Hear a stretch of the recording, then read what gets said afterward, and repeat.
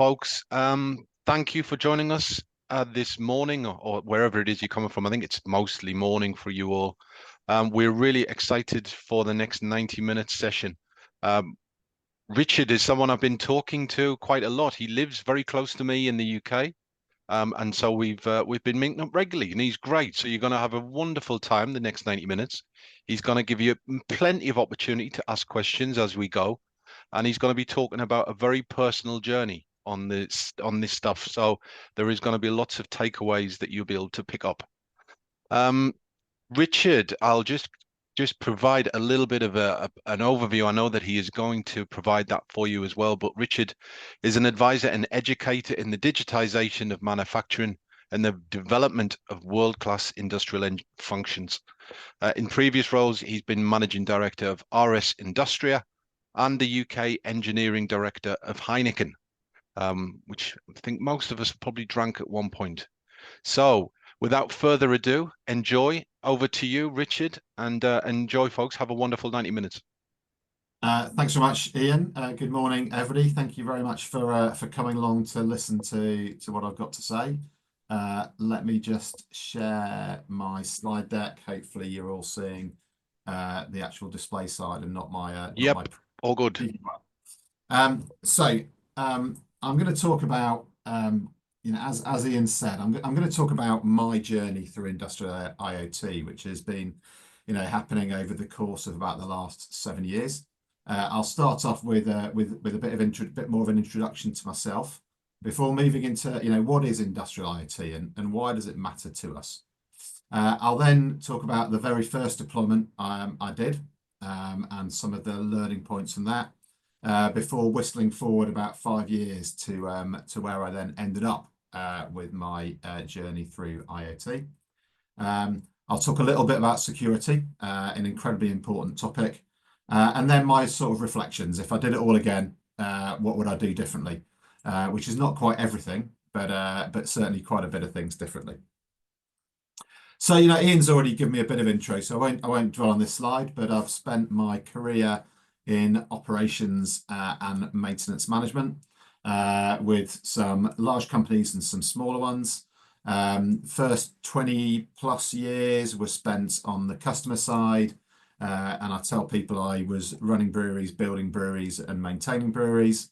And then for the last 10 years, I've been on the services side, initially in asset management consulting, then 7 years with RS, who are an industrial distributor, quite large in the UK. They do have a presence in Australia as well. And then for the last 3 months, I've been setting up on my own as an independent advisor in the digitisation of manufacturing. In order to try and keep this interactive and not just have to listen to me for the next 90 minutes, there is a Slido poll set up. So there's lots of opportunities for you to ask questions through Slido, and there's a couple of not very complicated quizzes to answer as well. So if you do get an opportunity to log on to that Slido and stick any questions in, it makes it very easy for me to see those on a different screen as we're going through, rather than if you put them in the chat where I then can't see them whilst I'm presenting. So first of all, what is an industrial IoT and why does it matter? So here's our first Slido poll. What is your understanding of industrial IoT? Are you a complete novice? There's someone who's had a bit of a dabble, a well-informed amateur, someone who's got some real deep subject matter expertise, or actually just a complete IoT ninja. Okay, this is good. There's lots of people who are dabbling, novices. This makes me feel I'm not going to get called out too much. So I'll just give that a little bit longer for you to come in. Oh, we got a ninja across the whole stack. I'm now quite nervous that I'm going to get called out on something. So there'll be some tricky questions coming in there. So thanks very much for that. Gives me a good feeling for the level of understanding across you all. So I'm going to start off with talking about what is industrial IoT, and certainly when I came to it, it was it seems something really complicated and something really different and something I'd never come across before. But actually, it's actually a lot simpler than I think some of the hype and some of the press would have you believe. Fundamentally, you're collecting data, you're using that data to make a decision, and then you're creating actionable insight that you can then do something with as a line manager. And actually, that's nothing new. If you think on the right-hand side, there's a picture of a steam governor there, invented, 200 years ago. And that collects data. In this example, the rotational speed of a steam engine. It then makes a decision using the centrifugal force, pushing the weights out, and that creates action by releasing steam pressure in that boiler. And actually, once I'd got my head into the fact that this is not new, it's not a revolution, it is just an evolution of technology that's been out there in the industrial world for a very long time. It's now just got a new badge called Industrial IoT. But actually, the concept of collecting data in from factories, using that data to make decisions, and then using that to drive activity, improvements, actions, etc., is what we've all been doing as operational and maintenance professionals, I'm sure, our entire working career. But industrial IoT comes in a spectrum of different deployment choices, from the simple through to the complex. And over on the left-hand side, the simple stuff is the stuff that we see in our domestic lives. We see IoT deployed in a consumer environment. These tend to be, sensor-led, use case specific, and it's very much about, I'll worry about integrating that data later, if at all. And to pick an example that I'm sure many people have got in their homes, is a Ring doorbell. Where you've got a single sensor, in this case, a doorbell, connecting to, a wireless, connecting to Wi-Fi to then move the data into a gateway before moving that into the cloud and allowing you to access that by your phone, which is fantastic and super easy to deploy. But what you can't do is integrate that with your Wi-Fi controlled central heating system or your Wi-Fi controlled something else, because actually they're not designed for integration. They're designed for simple deployment. And a lot of the solutions that you see in an industrial environment have taken this approach of going, we're going to be sensor led and we're not going to worry too much about integration. On the more complex side is where it's actually a platform led approach, with multiple use cases, multiple things you can do, and where actually integration of that data is absolutely fundamental to what you're going to do. So you have a range of different sensors. So I'm just going to move my picture of everything somewhere where I can actually see the screen at the same time. So, you actually worry about integration first. You want to go, I've got all these different devices with a range of different sensors, but I want to integrate that data early on and get that into a single platform. And that means that you can start looking at data from different sources and different types of data, but it does make it more complex to deploy. And a good example of that is the Siemens Insight Hub, which is a great platform, but requires the complexity and understanding to deploy it across multiple different data sets. But actually, whether you've gone for that simple approach or the more complicated approach, the complexity exists under the bonnet. And I'm going to come back to this slide later on when I come into my lessons learned. But actually, whichever approach you take, the technology that underpins it is very similar. It's just on that simple approach, it's hidden from you as the user. And on the more complicated approach, you need to get more into it. But actually, that complexity exists. And you have to really understand that complexity if you're then going to drive real value out of this in an industrial environment.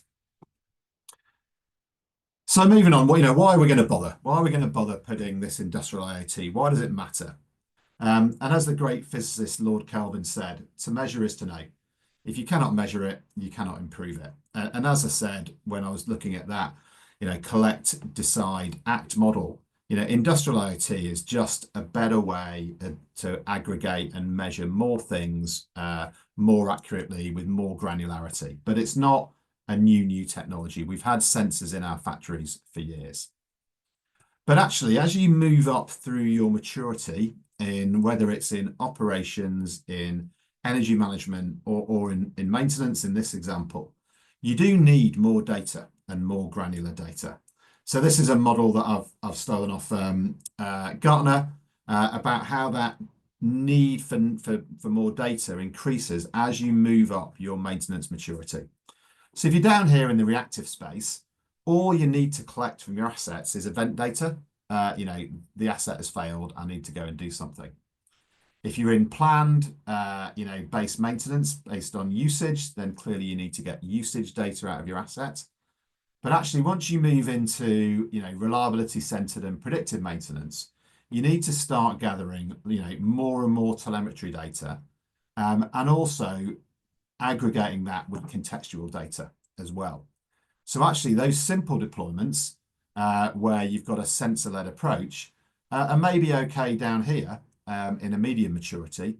But as you start to move up to an increased maturity, you need to go for a more complex deployment where you can aggregate more and different data sources. So what does that look like, in action? Here's one of my favorite fridge compressors. So, this is the dream of industrial IoT and predictive maintenance, in that you can collect data and describe what's happening to that asset. My pump is vibrating more than it should. You can then use that to diagnose, why is it vibrating? I'll put some more data in, I'll collect some data around my process flows, around my delta P across the pump, and I'll start to get a diagnosis around, it's vibrating because there's a blockage in the feed system and it's cavitating.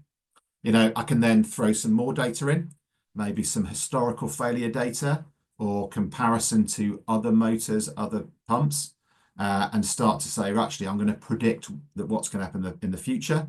It's going to seize in 10 hours time.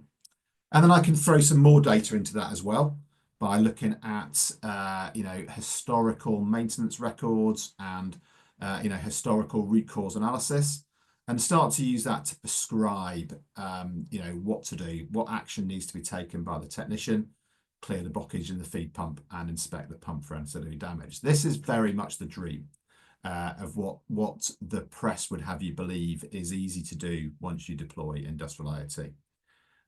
Certainly from my experience, the reality is somewhat more challenging than the press would have you believe. So I'm just going to move into another quick question. So, when you get into deploying these complicated systems, you've got a couple of different options. Do you build it yourself and go, I'm going to build the right IoT solution for me because I've got all these great skills inside my manufacturing business? Are you going to buy it off the shelf and just go, I'm just going to go and find a partner who can, sell me an IoT solution? Or actually, do you not have any idea? Do you feel that you're not equipped to make a decision?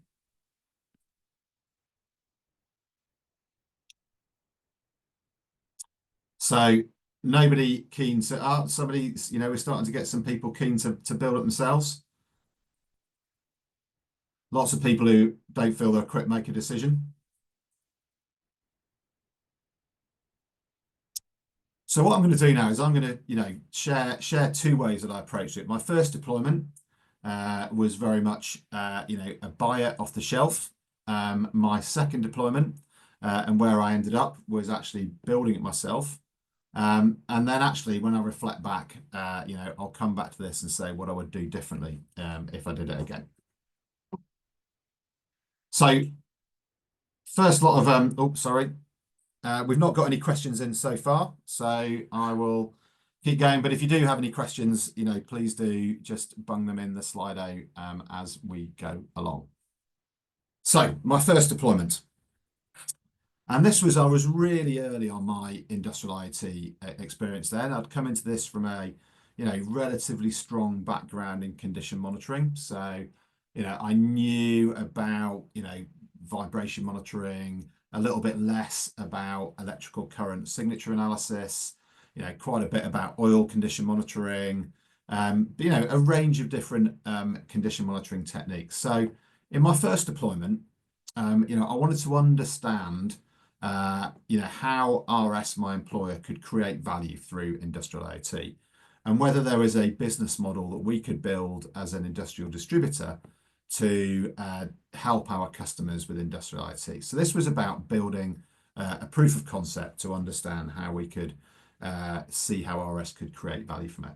And in this example, I went firmly for the let's buy a solution. The problem I was solving, the proof of concept, was in our automated distribution center. And there we had, it's well over a kilometre of conveyors. There is a mass of relatively small electric motors, well over 1,000 actually. The biggest motor is about 5 kilowatts, so it's a repair by replacement maintenance regime rather than a repair by repair.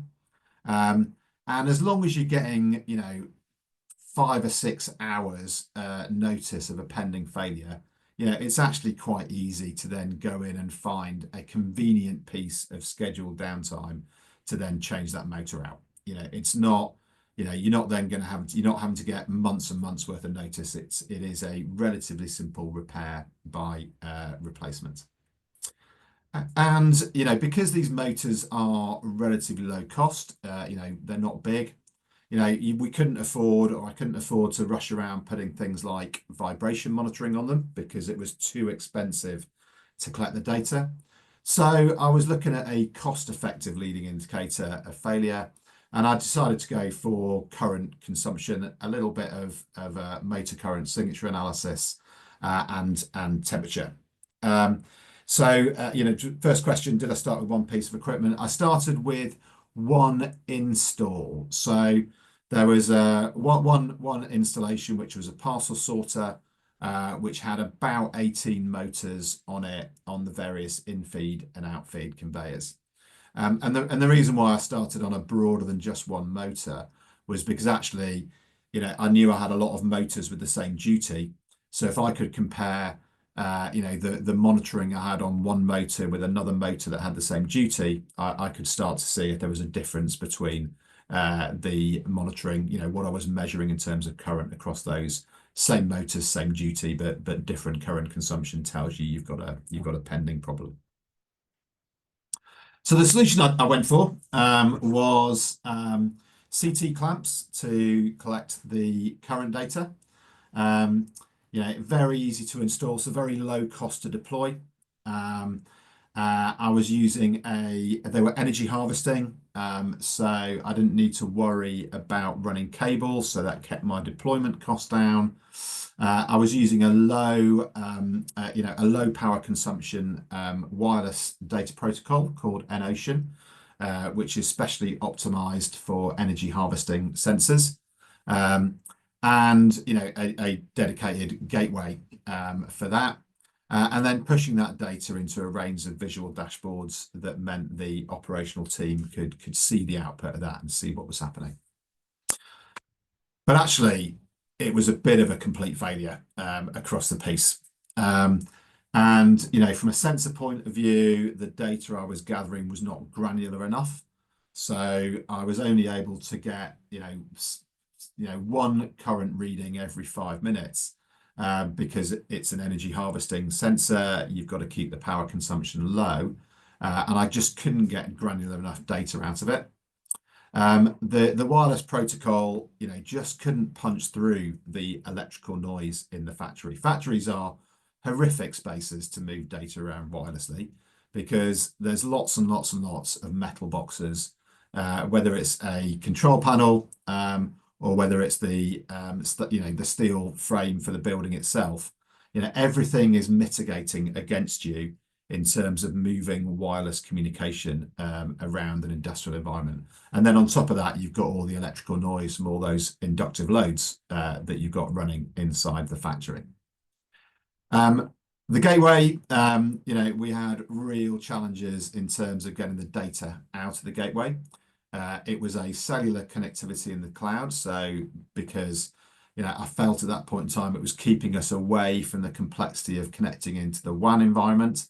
But actually, we had the same problem with cellular connectivity as we did with the wireless communication, in that we couldn't get a reliable cellular connection out of the site until we'd run the antenna, to the outside of the building with huge amounts of cabling, negating the benefit of avoiding cabling. And actually, from a dashboard perspective, it turned out very early on that although the operational team were insistent they wanted dashboards, what was really clear is they didn't want dashboards. They wanted a call to action. And so actually, it was alerts they wanted pushed down to people who could respond rapidly, not a dashboard, because people don't sit and stare at dashboards waiting for a change. They want to be call to action. And actually, that's something that I've seen consistently for the whole 7 years that I've worked in this space, and that customers will always say, I want a dashboard. And I'll go, you don't want a dashboard, you want a call to action. And they'll be insistent that they want a dashboard. So we'll build them a dashboard because they're paying us for it. And at the end of that, they go, oh, I didn't want a dashboard after all. I wanted a call to action. So actually prioritizing that call to action for me is much more important than putting a lot of effort into a whizzy, pretty dashboard that you can drill into. So bit of a disaster. So a lot of time reflecting then about what have I learned? Because the whole point of this deployment was to learn. So the first point, and I think one that is probably the single most important learning point that I took out of that first deployment, is actually the really obvious one. Factories are full of data. You don't need to rush out putting new sensors in, because actually that factory has got a load of data in itself. There's untapped data that's in your environment now, but you're just not using it. And if you think about a modern inverter drive, that inverter drive tells you just about everything you know about the load that's on that, the current consumption, the fault status, the torque, the energy. And actually all you need to do is plug a Cat5 cable into the side of that inverter drive. It costs you pennies, and there is incredible granular data you can get out of an inverter drive. You've got stranded data that's stuck inside your environment but is hard to get at. And this is typically the PLC data that's locked inside the machine by the OEM. So if you can work out a way to get that control data out of the machine or out of the SCADA environment, that's, again, incredibly rich data. And actually now, that new data, that putting new sensors in, is the last place I go to, not the first place I go to. And actually, you think about, I talked about earlier about the sensor-led approach and the platform-led approach. The sensor-led approach is all about getting you to buy new data. But actually, it's cheap if it's a small deployment. But actually, if you're trying to deploy this across a factory, it's a very expensive way to collect your data out of your factory, is putting new sensors in. So untapped data, cheap, pennies, or pounds, whereas new data, is potentially thousands of pounds, depending on what the sensor is. There's a couple of questions coming in, which I'll come to at the end of this section. I also got massively overexcited about wireless because I didn't understand the space. Everybody was telling me, IoT, it's all about wireless. And actually, I didn't understand that the limitations of the different protocols. N-Ocean is designed as a low bandwidth, low granularity, low power, protocol, and it does that very well. But actually, I needed something with more granularity, more power, and faster sampling sizes. So actually, really understanding, the different wireless communication protocols that are available to you before you rush out and make a decision. Because actually, every single wireless comms has got a trade-off. You're trading off maybe the speed versus the range, power consumption versus performance, latency versus throughput. I'm not going to read them all out. You can all read. But there is always a trade-off with any wireless communication. And actually, wires are fantastic. Wires are brilliant. They take data, they take power, and you can do a lot with a wire. So for me now, the decision about wired versus wireless and about which protocol is now a super tactical decision based on the physical layout of the machine and the factory. It's not a strategic choice. It's actually, make it tactically. And if a certain type of wireless communication makes sense, fantastic. But if you can run a wire cheaply and easily, then do it. But if you've got to move a signal 100 meters across a factory, put an industrial Wi-Fi gateway in. But it's not a strategic choice; it's a tactical one. So, my real thing out of that, first deployment was realizing that I needed to embrace, if I was going to get to grips with the concept of industrial IoT and how to deploy this, I needed to embrace failing, because my first attempt in any deployment was learning. And what I needed to do was get better at failing quickly, cheaply, early, often, and safely. Now, fortunately, I've managed to fail loads in the last 7 years. So if nothing else, I do think I've embraced failing as an opportunity for me. So just moving into the questions so far, I've already covered the first one. So, have I noticed particular groups more success in installing IoT? Well, actually, what I've seen now I've dealt with an awful lot of customers is a lot of examples where they've had automation technicians or CM techs who have, deployed a sensor-led solution. But the challenge they have is they don't understand the full data infrastructure that you need. So they take a very sensor-led approach and tend to massively underestimate or indeed bypass some of the really important security considerations. Whereas if you've got it as an IT-led approach, it tends to be that you never actually deploy anything of any value because they don't understand the problem statement in the factory. So for me, the deployments I've seen which have been successful have been the ones where it's a team-based approach, where you've got different people and different views and different, domain understandings, and that's where you get the real value. In terms of how much effort required to automate the call to action, that very much depends on the solution that you've taken. Some of them, most of the platform-led solutions, automating the call to action is pretty simple. Whether you're generating a text message or an email, it doesn't tend to be massively complicated. If you're trying to build a super whizzy iPhone app, then it does get more complicated. But if what you're after is a text message, or an email, automating that call to action is not overly complicated. We'll come back to questions again shortly. Just turn the drink a drink. So that was my first deployment and a lot of reflections. But actually, those reflections led us to the stage where the business decided that they wanted to continue, and they wanted me to build out a proposition that we could take to our customers for IoT as a service, industrial IoT as a service. And Ian mentioned it in my introduction. That was the platform that we called RS Industria. And in this case, right, I've tried buying off the shelf. This was back in 2019, back end of 2019. And at the time, I didn't think there was a suitable platform, a suitable solution that I could take forward as industrial IoT as a service. So I then made a decision and persuaded the business to pay for us to build a solution. And I then moved into what I think was the biggest learning period of my entire life. It certainly beat, learning engineering at university into a cocked hat. The amount of stuff I had to learn was just mega. Whether it was IT stuff, whether it was OT stuff, I was pretty decent at condition monitoring and reliability, so at least that was in the bag.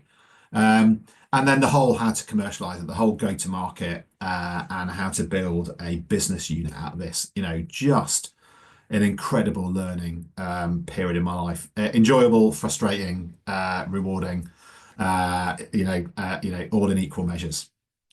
And actually, I found myself having to learn a whole lot of new language that I didn't understand before, because I now had to communicate not just with the condition monitoring engineers, but actually also with, IT people, cybersecurity, loads of different customers with loads of different challenges.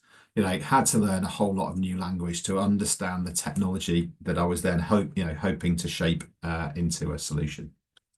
And I said I'd come back to this, really having to get into the detail of, what happens in the device layer, what's happening down in the OT environment. I've already touched on communication. How do I manage that data flow, not just around the factory, but how do I store that data, in the cloud? How do I build applications on that data? But actually, there's a whole lot of process stuff that I've then got to build out as well.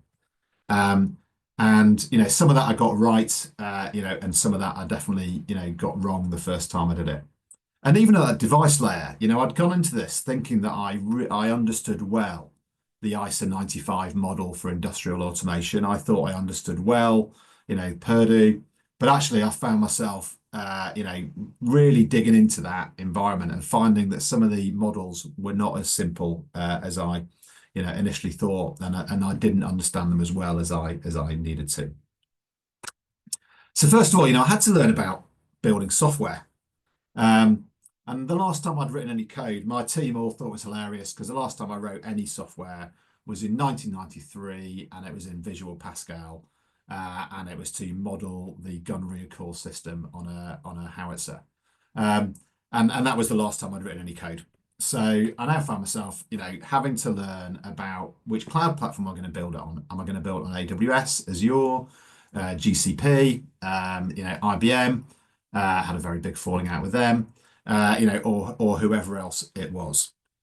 Now, having made the decision, and we chose AWS, and I still think that was a good decision. And I would choose, if I was doing it again, I'd choose AWS or Azure. It's a bit of a flip of a coin between the two. But then I had to think about, okay, there's a whole bunch of functionality that sits inside AWS that you can use and configure. And these cloud platform providers would have you believe that these are Lego blocks that you can easily click together into a solution. The reality is different. We made a reasonably significant mistake early on in that we tried to build too much ourselves in AWS rather than just reusing the core components that AWS had done. We should have put more effort into configuring and less effort into constructing our solution in AWS. I had to learn about what we're going to do on the edge and what we're going to do in the cloud. At the time, back in late 2019, early 2020, we didn't feel there was a decent edge gateway, so made the decision to build our own. There it is. Still got one on my desk for old time's sakes. We made the decision to make that a really lightweight piece of compute. And actually, that's a decision that some ways was good and some ways was bad. The decision to build our own was a poor decision in retrospect. This is commoditized massively and rapidly. And there's a lot of really good gateways out there that have got some fantastic security features built into it. The customer doesn't care. The customer won't pay, for differentiation in that space. And indeed, why should they? Because it has commoditized. But in a way, I made a good decision because I went for a very lightweight edge gateway. Rather than building a huge amount of compute in there that I could then do loads of stuff on the edge, I made the decision it was a cloud-first solution. And what that meant is it became very cheap for customers to deploy that solution because the hardware to deploy it was cheap. Therefore, our premise was start simple, start small, grow big, and that low-level investment, worked well.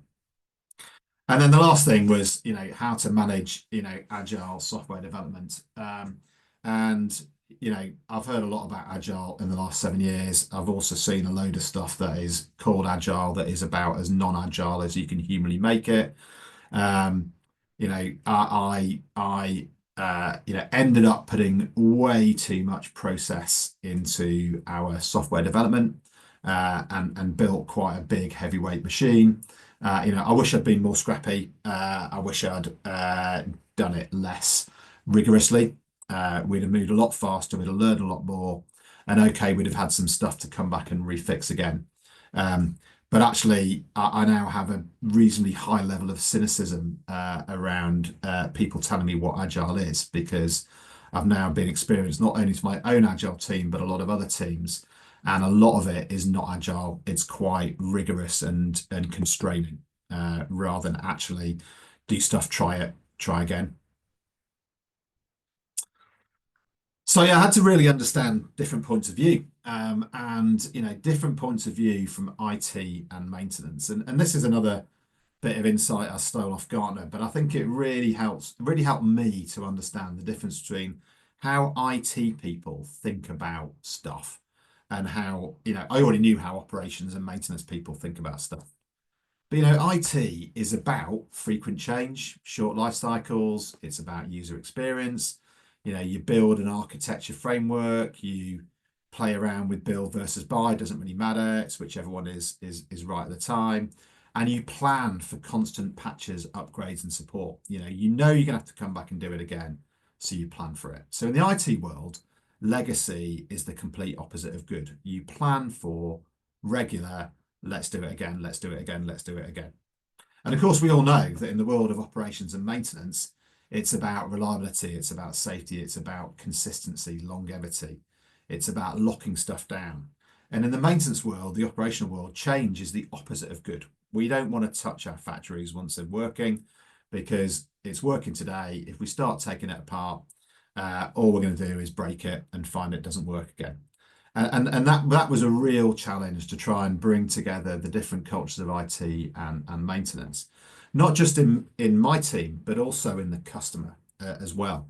And quite often we found ourselves brokering conversations inside the customer between their IT functions and their maintenance functions. So I had to learn, I've already touched on this, I thought I understood the ISO 95 model, but had to learn a whole lot more about, how to get data out of serial devices, legacy, bus enabled devices, modern bus enabled devices, the benefits and constraints of point-to-point protocols, and bus protocols, whether to use Ethernet, EtherCAT, Modbus, APC UA, just a whole bunch of stuff in that control and automation space that, as a mechanical engineer, was always a bit of a mystery to me. And then how to bring in different types of data and all those different places that you can get data from. And I've touched on this already, but you've got fantastic data in lots of places, whether it's your VSD, your SCADA, your PLC, and then new data. And the real magic of this happens when you bring those different data sets together, and then you can really do some clever stuff, whether it's in maintenance, whether it's in operational improvement, or whether it's in energy monitoring. And we had some absolutely fantastic successes with our customers, and we had some great successes in writing terrible punchlines for our marketing collateral as well. So this was one in a sausage manufacturing business where we had a bunch of monitoring on their fridge compressors, not just vibration, but also coefficient performance, and some sequencing monitoring. Proof of the pudding, this was a jam factory where we had some combination of vibration and motor current signature analysis on main drive motors. This was a great case study we used to use all the time, because we could see the vibration signal changing over time, and how they then order the spare part in time before the component failed. Brompton Bikes, chain reaction for change. We had a whole lot of deployments at Brompton Cycles across condition monitoring, but also process monitoring. Did some great work on their CNC machine to reduce the cycle time, collecting data from the PLC to understand, how to optimize the cycle time of the CNC machine and improve tool changeovers, which gave them a big capacity increase.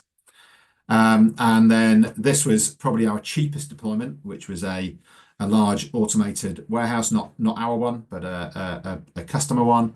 And all we did was plug in a bunch of inverter drives, and we managed to drive some significant improvement in their asset, and gave them some great insight into how they'd sped the machine up over time, but never looked at the ramp up and ramp down in the inverter drive. So they were putting way too much current in early on and snapping loads of chains. And once they had visibility of that, they were able to change the ramp up and ramp down and eliminate the failure they were having. So, and our favourite deployment was with a company called Kerry Group. They're a multi-site food business, and this is a slide from a presentation that Kerry gave at a trade show, talking about how we'd help them to drive significant investment, significant savings through some really targeted investment. So their initial problem was in their wastewater treatment plant, and they were having some really big issues with the regulator. And we just collected a load of data out of a legacy serial and a little bit of Ethernet enabled devices, and gave them some text message alerting when they were moving towards high level probes or high pH or high COD on the wastewater. That transformed the operation of the factory from being kicked by the regulator on a weekly basis to being able to, a year later, challenge the regulator and prove the regulator was wrong about some stuff. Moved into, so that was using existing data, but just putting some alerting around it. The first electricity project was they had a bunch of electricity meters that could be connected, but had never been connected. So we just plugged a load of Cat5 cables into all their meters, collected the pulse readings, gave them visibility of their power consumption, and they discovered that the Saturday shift they were running cost more in electricity consumption than it was generating in production value. So they moved from a 6-shift operation to a 5-shift operation. Were able to deliver the same volume, but at a very, very significant reduced electricity consumption. We then moved into they then decided to invest in some new meters on top of that. And then they moved into looking at the boiler house. They were running on, or they do run on, heavy fuel oil. The minimum unit of measure they had was the tanker delivery. So they had no way of measuring the performance of the boiler house, the efficiency of the boiler house. But again, we discovered they had a whole bunch of meters that were already in there that weren't connected. So very little new data, and we built a good enough efficiency model for them to then drive some significant improvements. So for an investment in the order of 50,000, they were getting 200,000 pounds a year of savings. So some great successes we had out of that. Right, I'm now going to move back into some Q&A. We've got lots of stuff coming in. So let's move along this. Did I experience any issues with data security? So yeah, I'm going to talk a lot about data about security in a minute. So let me park that one, and I'm going to come back to it. If I can work out how to mark these questions as answered, then I can hopefully get them to move up.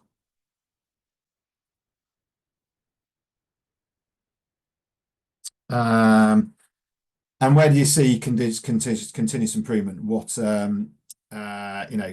tools did we use to train the operations to carry this out? So we were providing data to the factory. We were not trying to run their change management program, but the change management program is clearly critical.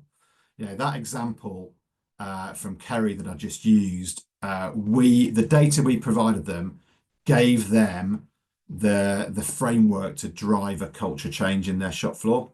But it was good, honest lean manufacturing principles that were being used to drive the behavioral change. We just gave them the data. So incredibly important that behavioral change. Otherwise it's just tech for tech's sake. I said I'll come back to the security question. What are the more common IoT devices and what are the more unusual? So everyone knows the ones we used, inverter drives was our favorite sensor in a factory. That was always where we would start off because if the motor is being driven by an inverter, there is so much data in there. It's amazing. So we did put vibration, lots of solutions for high criticality assets. You do want vibration. We tended to use a couple of different vibration probes depending on the criticality of the asset. We used full waveform analysis for highly critical assets. And then we use just sort of peak-to-peak acceleration for lower critical assets. Temperature monitoring, loads and loads of that, both environmental and on motors.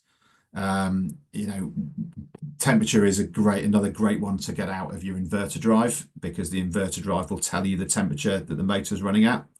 And we had lots of good examples where we found electric motors running at 90 degrees centigrade and about to fail on overheat.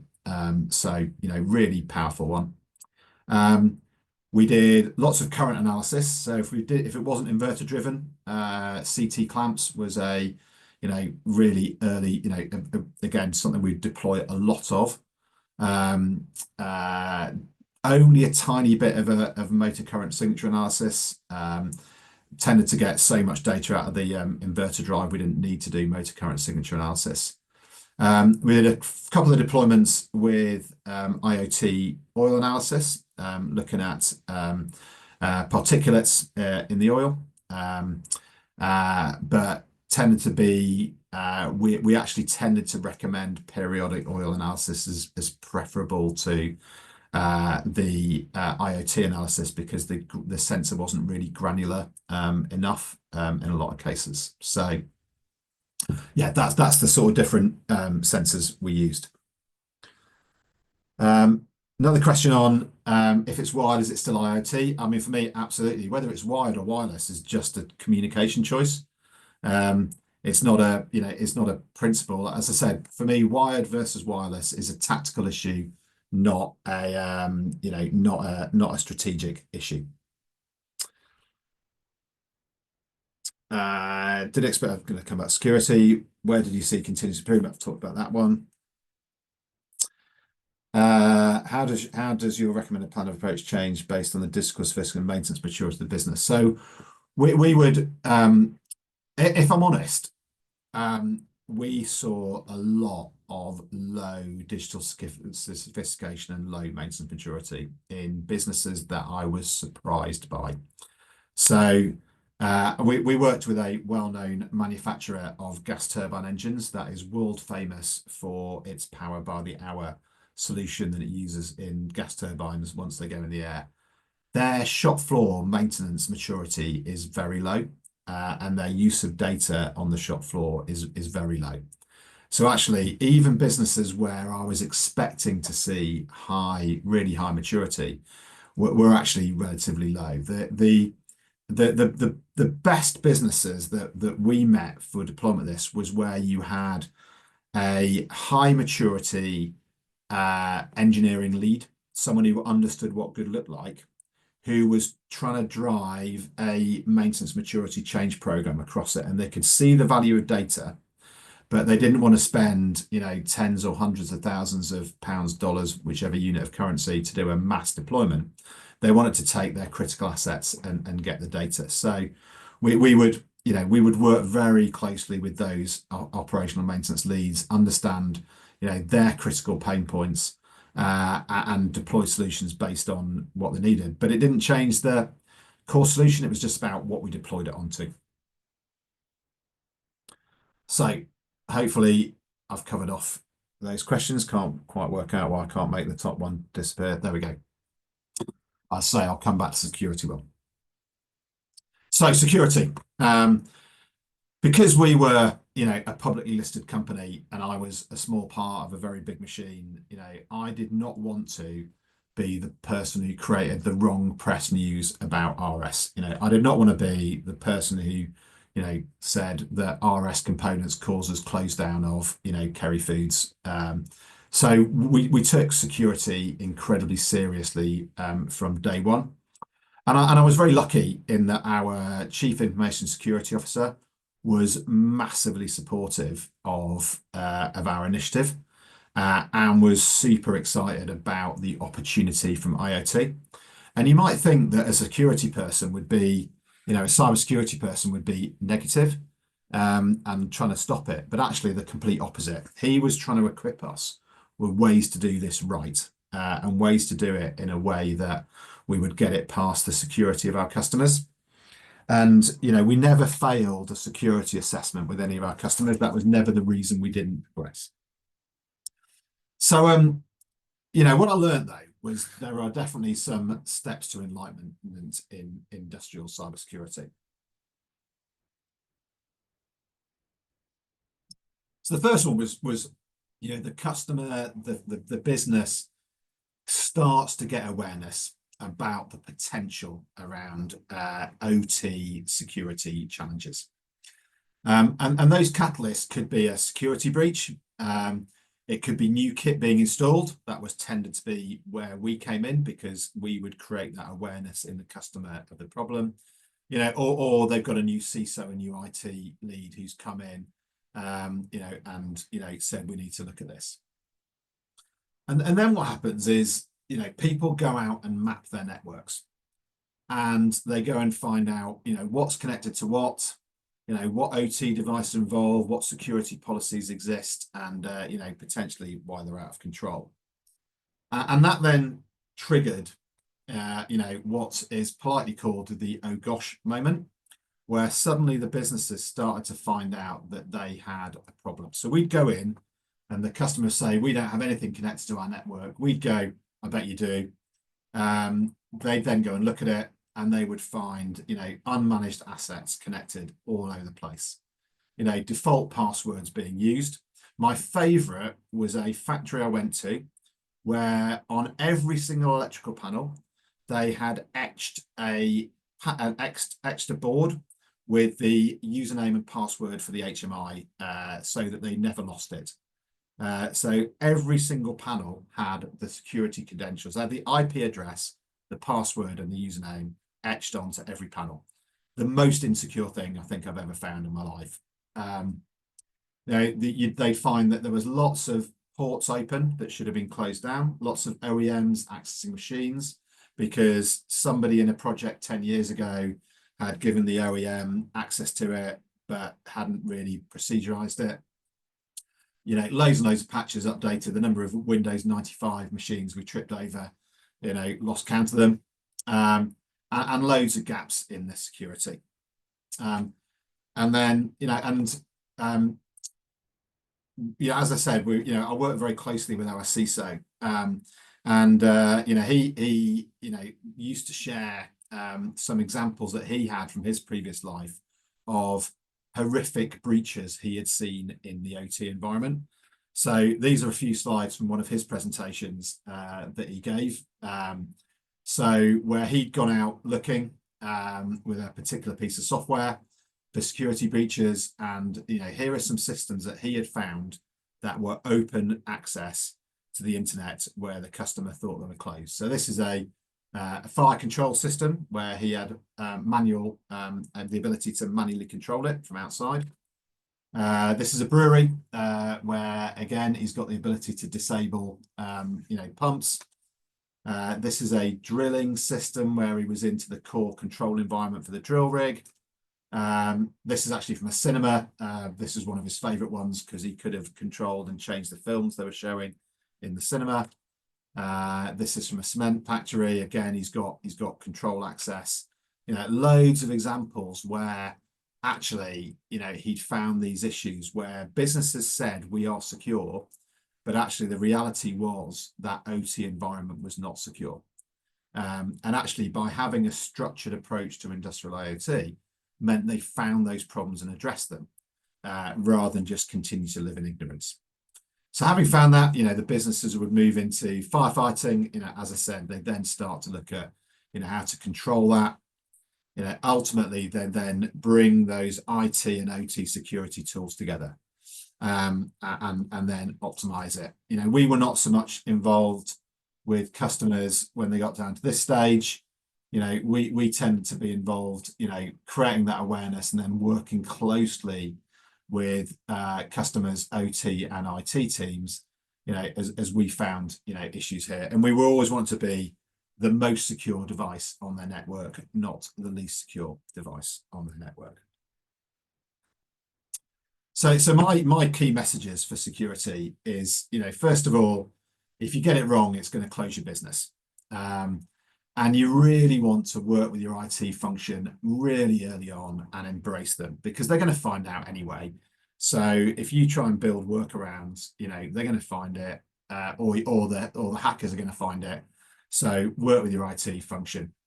You've got to be really clear on accountabilities on security across the whole technology stack. And this, for me, we saw lots of examples where businesses had tried to build, IoT solutions themselves using a controls engineer, but that controls engineer had not considered security, and nobody was accountable for them. And then they'd left and moved on and moved to a new concept. So they'd actually built insecurity into the problem by trying to build it themselves with people who didn't understand the challenges, and then created a legacy problem. So for me, it is work with trusted partners who understand the technology and the security challenges. But once you've got it right, you've got a scalable solution that's going to work for every single challenge you've got. So actually investing up front in building that scalable solution is well worth it. So back into the Q&As again. So did we experience any data security as third-party applications? So we didn't actually have a lot of, we only had one customer that was keen to move data directly from the IoT platform into their CMMS. And it was a CMS platform called eMaint by Fluke. They have a really good set of APIs for moving data in and out of it. And it was very easy because eMaint's got good APIs to move data in and out of it. So we surfaced, the alert data we needed to surface and shoved it into the eMaint. That customer was not interested in moving all the telemetry data in to eMaint because there was no value. They just wanted the alerts in eMaint, not the telemetry data. I did notice there's one question come on the chat as well, 2 questions on chat. Just someone saying, great presentation, thank you very much.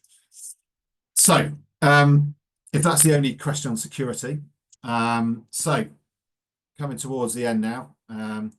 So 7 years of learning a massive amount, some successes, some failures, but overall, it was a good result.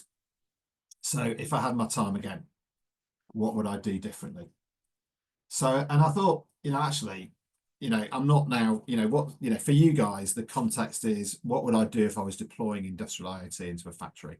So if I was back in my old life as a group engineer for Heineken and I wanted to deploy this, what would I do?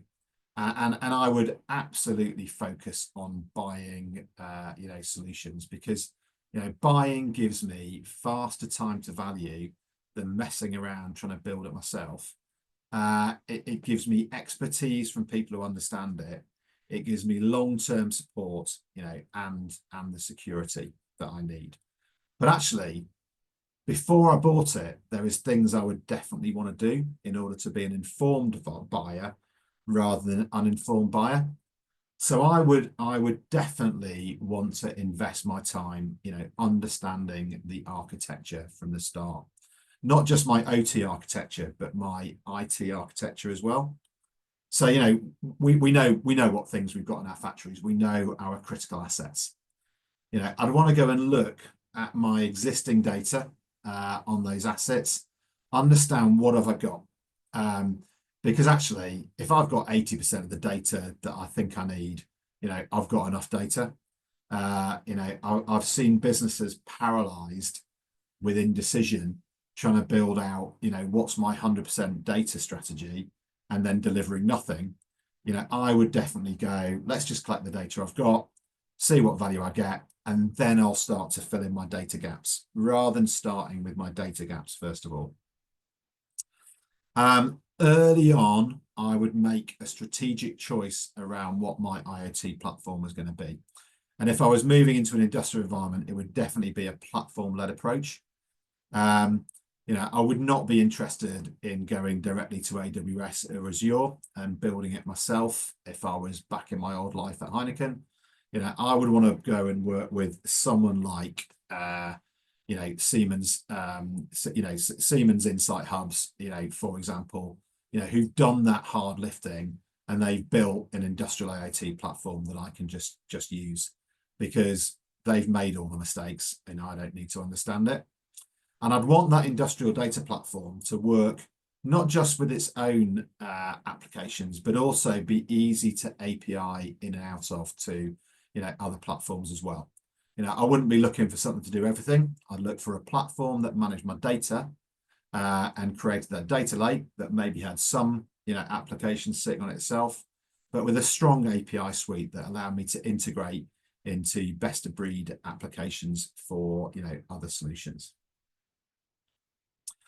And then, that local area communication, new sensors, gateways is very much a commodity. These are not strategic decisions. These are tactical decisions to be made, as and when you deploy each particular use case. They're not big upfront strategic decisions. And then WAN communications. It's really interesting, WAN communications. We had some customers who said, there's absolutely no way you're connecting to our WAN.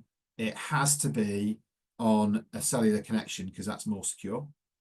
We had other customers who said there's absolutely no way you're putting a cellular connection into our factory because that creates a security breach. It has to go over our WAN. So for me, it's not, that's a go and talk to your IT department and go and find out what WAN solution they want you to use. It's not, again, it's not something worth emotional investment.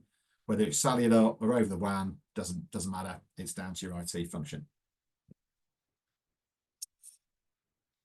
So nearly getting to the end now, my hard-won lessons in summary. So, have a plan for security, build it in from day one. I can't say that enough times because you do not want to be the person who's inserted a vulnerability, creating an attack vector that allows a nefarious individual to gain access to your control environment. And you might go, it's just telemetry data where it's a security risk. But actually, it's the attack vector you've created into your control environment that might allow that nefarious individual to gain control of your control system rather than the telemetry data they're going to potentially harvest off you. All hardware is a commodity. Don't waste time picking the perfect solution. As I said, one particular customer, 2 years down the line, they're still debating which energy meter to buy. Doesn't matter. Just, it needs to be Ethernet enabled. But apart from that, just go and get an energy meter. Because if you buy another one in 6 months' time, the technology will have moved on. So, just buy it as a commodity. If you're a Siemens factory, buy Siemens. If you're a Rockwell factory, buy Rockwell. It doesn't matter. Building your own solution, it looks superficially easy, and lots of control engineers that I know will tell me that they can build it themselves. What they won't do is think about the full technology stack, and they definitely won't think about all the security considerations. And then when they do build it, they'll then move to a new job, outside your business, and suddenly you've got a platform that you don't understand and you can't secure and you can't support. So for me, building your own looks easy, looks attractive, but there's no way I'd do that now, knowing what I now know. So for me, it's about working with vendors and people you trust and then trusting them. You can't have a confrontational relationship with your industrial IoT platform partner. You've got to have a collaborative relationship with them. So you've got to choose that scalable solution, have a master plan, whether it's physical CapEx or data CapEx. You've always got to have a master plan for everything you do in a factory. You don't build it all on day one, but what you've got is a vision about what it could look like in the future. So you get that vision, you choose a scalable solution, but then you start on problem by problem, because you need to get ROI. You need to demonstrate that this stuff does actually create savings to the business, does wash its face, and you're not just on some, data journey for a laugh. So find your critical problems, find your critical assets, deploy small, low-value solutions against a master plan, and see the value being created. This is linked to the whole, build versus buy. Focus on your core business. None of us would consider building our own video conferencing platform, but the number of people who think they can build a cloud-based web solution when they're a brewer is, focus on brewing beer really well. I've touched on this a lot. Use the data you've already got rather than worrying about filling the gaps. Collect what you've got. See if you can solve the problems, and then spend money on buying new data. Don't buy the new data to start with. And then last of all, and probably the most important, is you've really got to understand the technology and learn the language, because like with anything else, if you're not an informed buyer, you'll make poor purchasing decisions. You've got to go and learn what you're buying and make wise purchasing decisions, because otherwise you're going to regret it. So my closing thoughts, this is what I still tell everybody about my plan when I'm not doing a lessons learned session. But I think I've shared with you now, my reality of my journey was very different from maybe what I might let people know in a pub. So a few issues, a few more questions. Which departments should champion IoT program? It has to be the operational teams, whether it's operations or maintenance. It's got to be the people who are going to see value. If IoT can't champion it, IT cannot champion the IoT problem because they don't understand the issues that happen inside your factory. It has to be people who are living with the pain inside the factory who champion it, but then you need to bring in the stakeholders. So, what stakeholders? It is about, IT and security, early on, getting your getting those stakeholders, getting the right partners in there. So, what stakeholders will make sure I involve early? I think I've covered that. Did I ever miss anybody in past projects? Yes.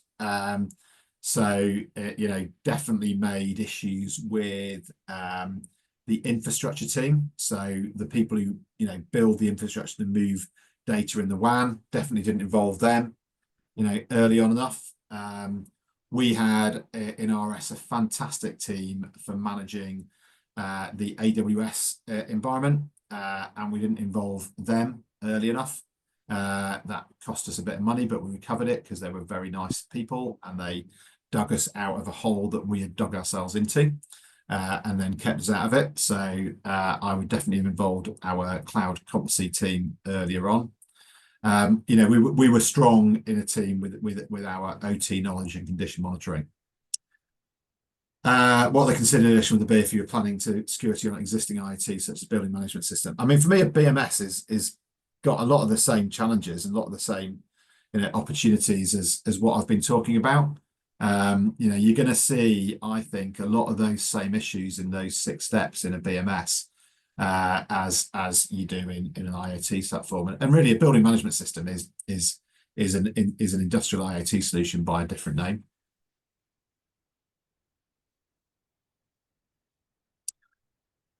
So there's a lot in there. I've finished a little bit early. Does anybody have any last questions they want to come in with before I ask Lisa to wrap it up?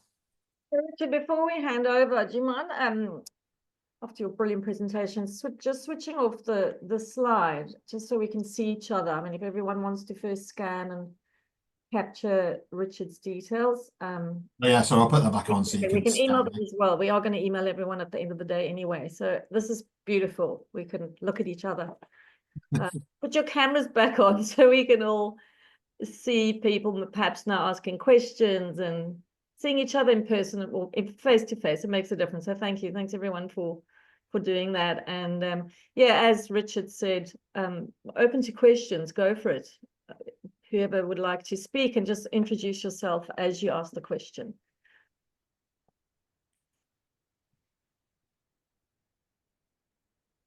No questions?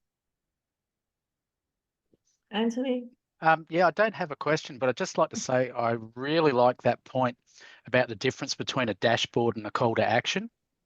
When you said that, like it's something with like, the light globe went off in my head, and I was like, oh wow, that's really good, because a lot of dashboard talk goes on, and maybe sometimes people really need an alarm board rather than a dashboard. Yeah, thank you, Anthony. Yeah, no, appreciate that. No worries. Thank you. That's a great takeaway. Really, really good one. Last chance. Anyone out there with a burning question or conversation or anything to share? Or Colin Robertson from Blue Scope Steel. So yeah, just wanted to thank that was a great presentation, and it reflects a number of the challenges that we've seen here as well. Yeah, that dashboard versus the call to alert, absolutely. But probably the key takeaway from me, again coming from an asset management background, is the different language between IT and manufacturing people. It absolutely is. That idea that legacy is the opposite of good, that has been our experience with working with the IT group. But we did the right thing. We did involve them early in our discussions. But geez, it was painful, and they do talk a different language. Yeah, and even now, Colin, I still find it sometimes challenging. But yeah, somebody has accused me now of being an IT professional, which I was somewhat offended by. thank you, Colin. I think that may be the questions. So I would hang on. Is there one more here? How do you start the conversation when you have something? That's from Darren. Darren, do you want to just build on that?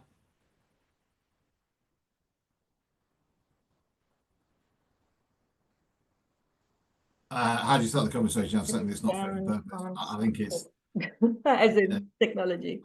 I mean, I've had the joy of lots and lots of machines that I've owned over the years as a head of as a site general manager and as a head of engineering that weren't fit for purpose. So for me, it's whether it's a physical machine or data infrastructure, it's the same conversation, which is we've got to get out of denial and accept the fact that what we've got isn't fit for purpose.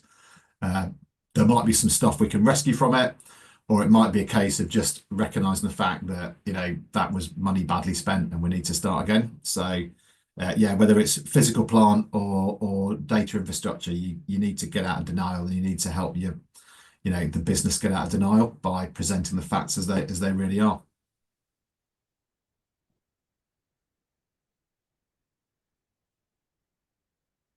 I think that maybe it's Richard, and what a presentation. That was amazing. Everyone was totally, I can tell, engaged. There's been amazing comments. Richard, you are a natural gifted communicator. That's brought us your experience, your expertise, your insights. The beauty of this mainstream community, which was started back in 1995. This is what it's all about, hearing what's possible, what's real, what's happening right now in your working world. What are the emerging trends? How people are feeling in the space of asset management, reliability, and maintenance. And so, for developing people's thinking and thought-provoking, and so much to take away, Richard. And then we also have Richard coming to the summit in Perth very soon, the 6th of March. So I imagine you're on your way soon, where we have over 700 attendees. It's broken records for the summit. So we are very excited to see you there, Richard. I don't think there's anyone on this call who's, I think Johan's gone, but a couple of people. But many of you here have been to our Mainstream Melbourne conference and been part of this community for many years. Anthony Cook, I can see you there, Colin Robertson, Alan, there's a lot of good friends. Adrian Duff, I think I don't know if you there. There are many people, so that's just to mention a few who, the whole thing about this is exchange with each other. This is we bring you together to share and exchange. It's a network. It's a chance to help each other and for the industry to stand strong. And that's our purpose. And you fuel our purpose, everyone here. And Richard, you've certainly been part of that. So thank you. And, you know, mainstream is at the end of July, so who knows, we may get to that as well, and hope to break records there as well. And this recording will be in the mainstream community. We have built an online mainstream community, so you don't just attend the events or our beautiful training, our asset schools, which is headed by Claire Salmon on this call. We do public and on-site training as well. So it will be, if you join the online community, so we will send you an email later. It's really like takes you a second, and then you then can go into this online community and you'll get this masterclass, which will be downloaded at the end of the day. Steph has kindly shared on here, should you want to jump on now. Otherwise, we will be emailing you later today, as I just shared. And when you come into that community, what you're going to love is there's a whole range of other community, like other industry peers who are on there, and you can always talk to each other, as well as white papers and podcasts and a whole lot of things in there. And these beautiful monthly masterclasses with thought leaders like Richard. That's our purpose. So we continue to bring you value and continue to have you stay together. So yeah, thank you to everyone for taking your time, and especially to Richard. Quality masterclass, delivered so well for us. Very inspiring and beautiful to see everyone here. And we look forward to seeing you soon. And, you know, the next masterclass, mainstream, wherever it may be. And in the meantime, please do take care of yourselves and each other. And Richard, you enjoy your flight over. And Ian had to jump off. He did open. He's the absolute content king for mainstream. He gets all the speaker acquisition once we do all the research. And he had to catch his flight now because he's flying over to Perth today. So Ian says goodbye as well. And on that note, you know, again, take care, everyone. Until next time. See you soon, Richard.